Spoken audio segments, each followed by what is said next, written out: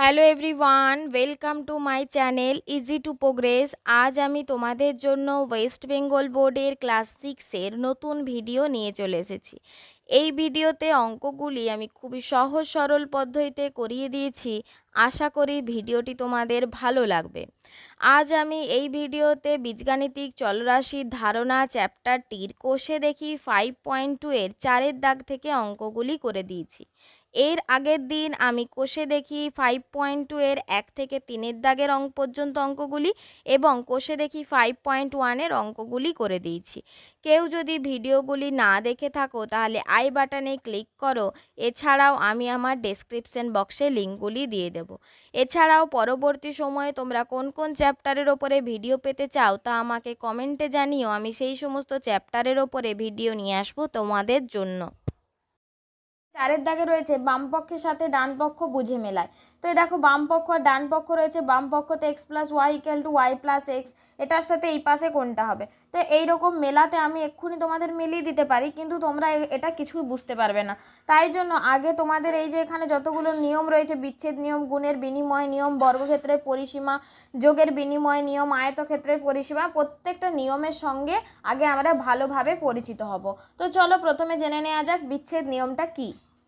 ধরো আমি এখানে একটা সংখ্যা নিলাম 10 ইন্টু 3 প্লাস 4, আছে তো?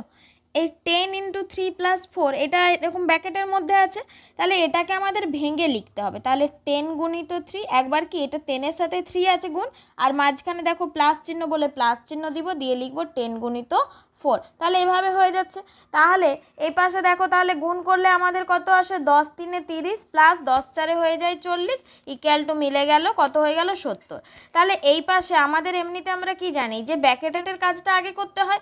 তাহলে আমাদের কিন্তু দেখো 4 3-এ 7 হয়ে যায়, তাহলে 10 আর ব্র্যাকেটের মধ্যে এটা গুণ আছে, তাহলে 10 আর 7-এ হয়ে যাচ্ছে কত 70। তাহলে দেখো দুপাশটাই আমাদের কিন্তু মিলে গেল। কিন্তু আমাদের এই নিয়মে আমাদের এই অঙ্কটা কিন্তু করলে চলবে না। বিচ্ছেদ নিয়ম মানে এই যখন এরকমভাবে থাকবে ব্র্যাকেটের মধ্যে, সেটাকে যখন আমরা ভেঙে লিখব তখন সেটাকেই বলা হয় আমাদের বিচ্ছেদ নিয়ম। পরবর্তীতে রয়েছে দেখো গুণের বিনিময় নিয়ম। তাহলে বিচ্ছেদ নিয়ম বলতে ভেঙে লেখাটাকেই আমাদের বলা হচ্ছে বিচ্ছেদ নিয়ম। এবার ধরো গুণের বিনিময় নিয়ম।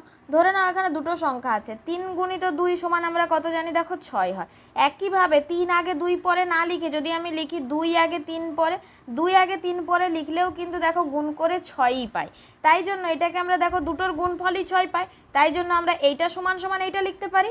তাহলে 3 গুণিত 2 ইকুয়াল টু আমরা লিখতে পারি যে 2 গুণিত 3। তাহলে এটা হচ্ছে গুণের বিনিময় নিয়ম। তাহলে 3 গুণিত 2 সমান সমান যখন আমরা 2 গুণিত 3 এভাবে লিখতে পারি, এটাকে বলা হয় গুণের বিনিময় নিয়ম। এরপরে রয়েছে দেখো বর্গক্ষেত্রের পরিসীমা।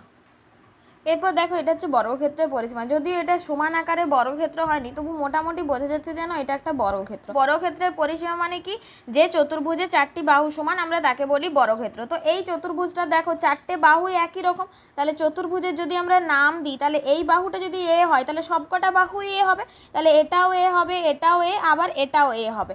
তাহলে দেখো বর্গক্ষেত্রের পরিসীমা বলতে আমরা কি বুঝি, পুরো চারপাশটাকে আমরা পরিসীমা বলি। তাহলে পরিসীমা ইকুয়াল টু আমরা কি লিখতে পারি, পরিসীমা ইকুয়াল টু আমরা লিখতে পারি কি, কটা বাহু আছে দেখো 4টে বাহু, 1 2 3 4, 4টে বাহু, তাই জন্য 4 গুণিত একটি বাহুর দৈর্ঘ্য। একটি বাহু কেন লিখলাম, কারণ 4 দিয়ে গুণ করে দিলেই তো 4টে বাহু হয়ে যাবে। একটি বাহু, এখানে 4টি বাহু আছে, তাহলে একটা বাহুর মান নিলেই তো আমাদের 4 দিয়ে গুণ করে দিলে 4টি বাহু হয়ে যাবে।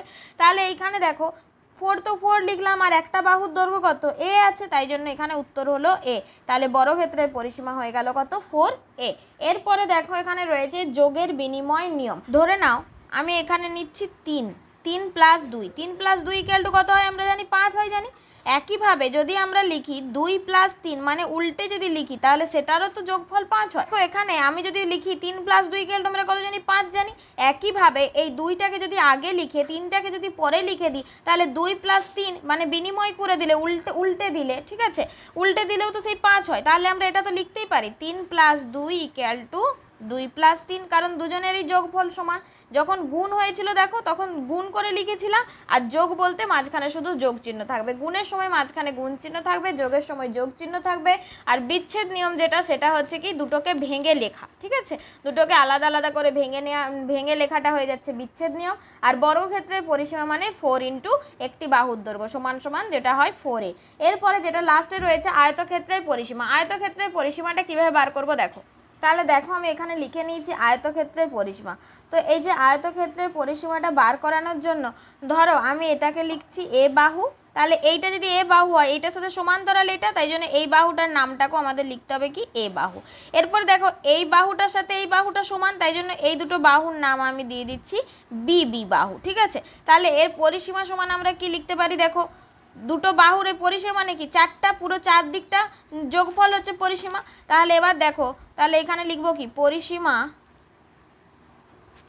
সমান সমান, এখানে আমরা লিখতে পারি এ প্লাস এ, লিখতে পারি তো এ প্লাস এ প্লাস এখানে দেখো বি প্লাস বি, দুটো বি আছে সমান সমান। তাহলে আমরা যদি এখান থেকে লিখি দুটো এ যোগ করলে কত হয় 2a হয়ে যায়, আর দুটো বি যোগ করলে হয়ে যায় 2b। এবারে এইখান থেকে আমি যদি কমন নিয়ে নিই, দেখো দুজনের থেকে 2 কমন আছে, তাহলে 2 কমন নিলে হয়ে যায় 2 ইন্টু এ প্লাস বি। তার মানে এখানে এই যে লম্বা লাইনটাকে এইটা কি বলা হয় বলো না, এটাকে বলা হয় দৈর্ঘ্য। আর তাহলে এটাকেও দৈর্ঘ্য বলা হবে। সেমভাবে এই যে এই সাইডের যেটা, এইটাকে বলা হয় প্রস্থ। তাহলে আয়তক্ষেত্রের পরিসীমার সূত্র আমরা কি জানলাম, 2 গুণিত এ মানে কি লিখেছি দৈর্ঘ্য, 2 গুণিত দৈর্ঘ্য প্লাস প্রস্থ। বোঝা গেছে?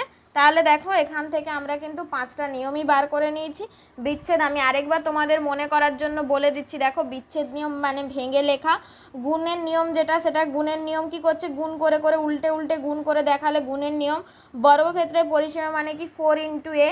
তারপরে হচ্ছে যোগের বিনিময় নিয়ম, যেটা দেখো যেটা যোগের বিনিময় নিয়ম যেটা রয়েছে সেটা হয়েছে এই যে 3 + 2 = 2 + 3, একই সংখ্যা উল্টে উল্টে লেখাটাকেই বলা হয় বিনিময় নিয়ম।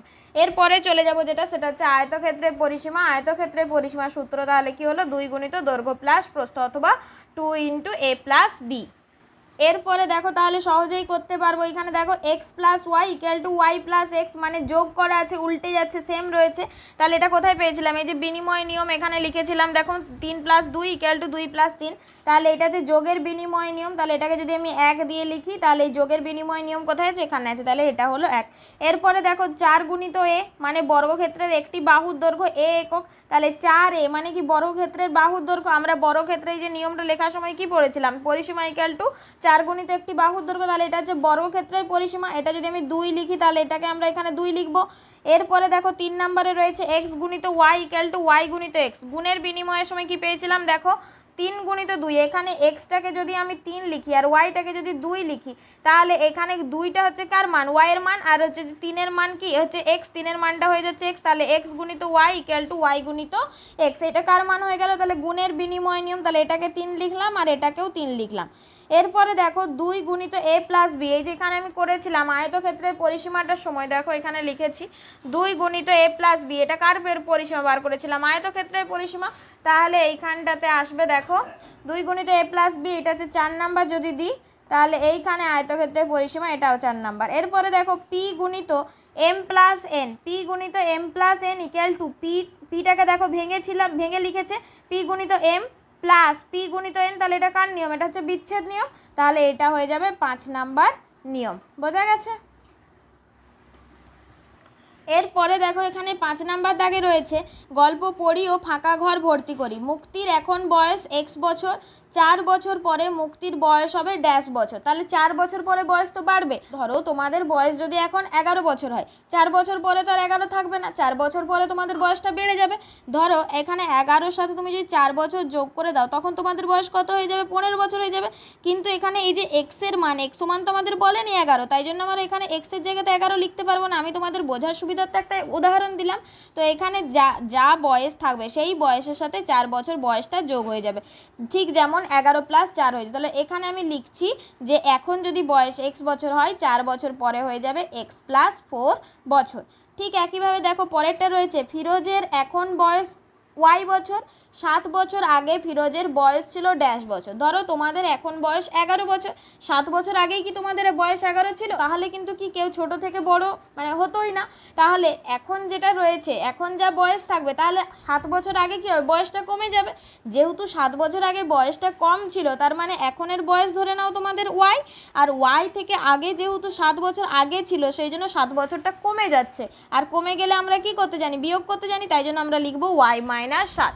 সি এর দাগে রয়েছে কুমুদের বাগানে এক্সটি গাঁদা ফুলের চারা গাছ আছে, কিন্তু শাহিদার বাগানে কুমুদের বাগানের চারা গাছের 3 গুণ গাঁদা ফুলের চারা রয়েছে। শাহিদাদের বাগানে আছে ড্যাশটি চারা গাছ। ধরো এখানে কুমুদের একজনের নাম, তাদের বাগানে চারা গাছ আছে কি এক্সট্রা, কিন্তু শাহিদাদের বাগানে, শাহিদা হচ্ছে এখানে আরেকজন, সেই শাহিদাদের বাগানে কুমুদের বাগানের থেকে, এদের কুমুদের বাগানের থেকে কি বলেছে, যা চারা গাছ আছে কুমুদের বাগানে, সেই চারা গাছের থেকে 3 গুণ বেশি চারা গাঁদা ফুলের চারা গাছ আছে। তাহলে 3 গুণ, এটার সঙ্গে যখন আমরা 3 গুণ করে দেবো তবেই তো যে মানটা বেরোবে সেটাই হচ্ছে শাহিদার বাগানের চারা গাছের সংখ্যা। তাহলে শাহিদার বাগানের চারা গাছের সংখ্যা হচ্ছে এক্সের সাথে 3 গুণ করে দিলে হয়ে যায় 3x। তাহলে এটা উত্তরটা এখানে লিখবো 3xটি চারা গাছ। এরপরে দেখো ডি এর দাগে রয়েছে, এখানে লেখা আছে দেখো দুর্গানগরের পাড়ার রাস্তা, দুর্গানগরের পাড়ার রাস্তা সরানোর জন্য চাঁদা তোলা হয়েছে। হাবিব কি করেছে, এক্স টাকা চাঁদা দিয়েছে। তাহলে হাবিব নামে এক ব্যক্তি যে কত টাকা দিয়েছে, এক্স টাকা চাঁদা দিয়েছে। কিন্তু মুস্কান কি করেছে, হাবিবের দ্বিগুণ অপেক্ষা 10 টাকা বেশি দিয়েছে। হাবিবের দ্বিগুণ মানে এইটার সঙ্গে যদি 2 গুণ করি তবেই তো দ্বিগুণ হয়। তাহলে দ্বিগুণ করলে কত হচ্ছে, দ্বিগুণ করলে হয়ে যাচ্ছে 2x। এর থেকে কি বলেছে, আরও 10 টাকা বেশি দিয়েছে। 10 টাকা বেশি দিয়েছে মানে কি 10টা যোগ হয়ে যাবে।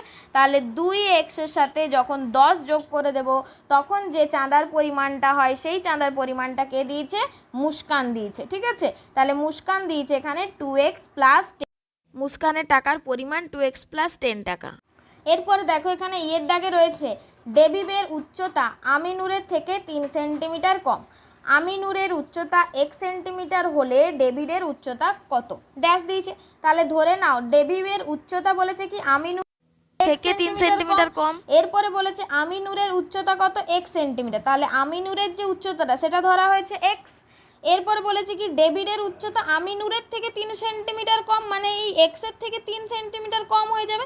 তাহলে এখানে ডেভিডের উচ্চতা হয়ে যাবে x মাইনাস 3 সেন্টিমিটার। ডেভিড অঙ্কগুলো দেখো, এখানে রয়েছে নিজে গল্প তৈরি করি। তো এখানে লেখা আছে x প্লাস 18 টাকা। ঠিক আছে, x প্লাস 18 টাকা। তো এখানে দেখো আমার খাতার দাম, এখানে মানে গল্প তৈরি করে আর এইরকম সমাজ মানে দেয়া আছে, এটাকে গল্প তৈরি করে গল্পের আকারে লিখতে হবে। তো প্রথমে দেখো x, এই যে xটা কি না, আমার খাতার দাম হচ্ছে x টাকা, কিন্তু মিহিরের খাতার দাম আমার থেকে 18 টাকা বেশি। যেহেতু আমার থেকে 18 টাকা বেশি, তাই জন্য 18টা কী করতে হবে, যোগ করে দিতে হবে।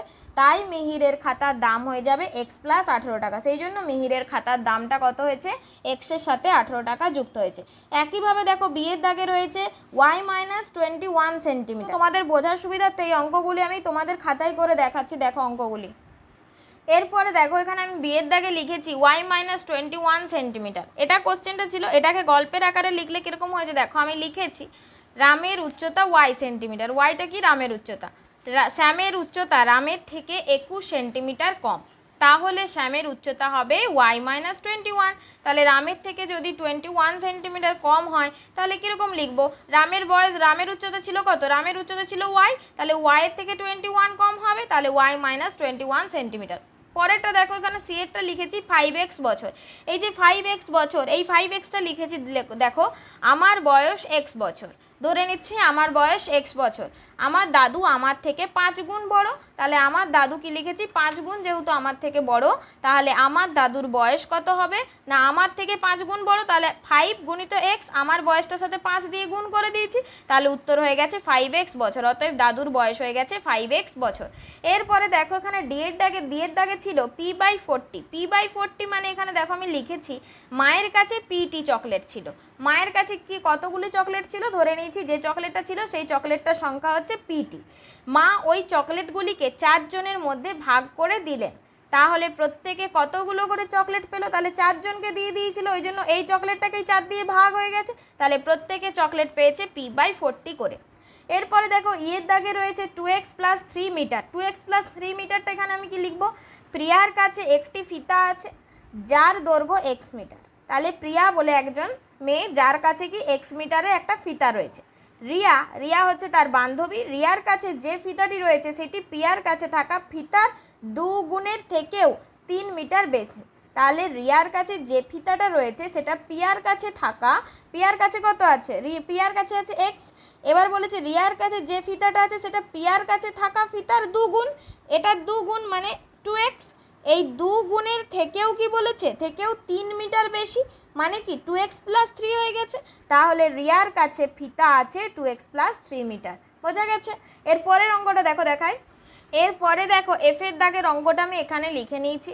এফের দাগে কোশ্চেন ছিল 3x - 5 ঘন্টা। তাহলে 3x - 5 ঘন্টাটাকে আমি কিভাবে লিখেছি দেখো, যদুর মামা বাড়ি যেতে সময় লাগে x ঘন্টা। কতক্ষণ সময় লাগে? x ঘন্টা লাগছে, ঠিক আছে।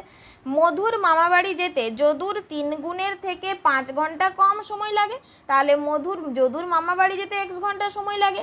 মধুর মামা বাড়ি যেতে কত সময় লাগছে? যদুর 3 গুণের থেকে, যদুর 3 গুণ মানে কি, যদুর যেতে যে সময় লাগে তার 3 গুণ করলে এটা হয়ে যাচ্ছে 3x। 3 গুণের থেকে 5 ঘন্টা সময় কম লাগে, তাহলে -5 করে দিলে এটা হচ্ছে কার সময়টা, এটা হচ্ছে মধুর মামা বাড়ি যাওয়ার সময়টা। তাহলে মধুর মামা বাড়ি যেতে 3x - 5 ঘন্টা। বোঝা গেছে অঙ্কগুলো? ভিডিওটি ভালো লাগলে লাইক, কমেন্ট, শেয়ার করে পাশে থেকো।